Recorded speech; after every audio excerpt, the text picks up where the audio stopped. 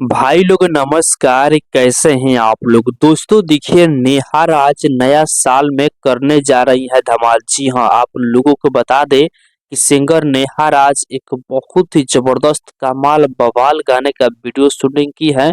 दोस्तों आप लोग जो तस्वीर देख रहे हैं सिंगर नेहा राज का, ये सारा तस्वीर, जी हाँ, ये सारा तस्वीर शूटिंग सेट का है। आप लोग देख ही सकते हैं और बहुत ही शानदार शानदार लोकेशन पे सिंगर नेहा राज इस वीडियो का शूटिंग की है। और आप लोग देख सकते हैं कि नेहा राज का जो ड्रेस है वो काफी ज्यादा यूनिक ड्रेस दिख रहा है और चश्मा लगाई हुई है। मतलब बहुत ही जबरदस्त वीडियो सॉन्ग का शूटिंग की है। मतलब 2025 में जब नया साल में जब इस गाना को रिलीज किया जाएगा तो मतलब फैंस लोगों को काफी ज्यादा पसंद आएगा और ये गाना तो रिकॉर्ड बनाएगा ही बनाएगा।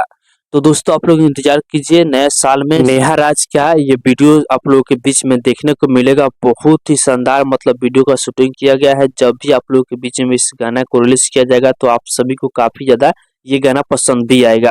तो बाकी दोस्तों फिलहाल का ये अपडेट है। आप लोग इसके बारे में क्या सोचते हैं कमेंट बॉक्स में बताइएगा।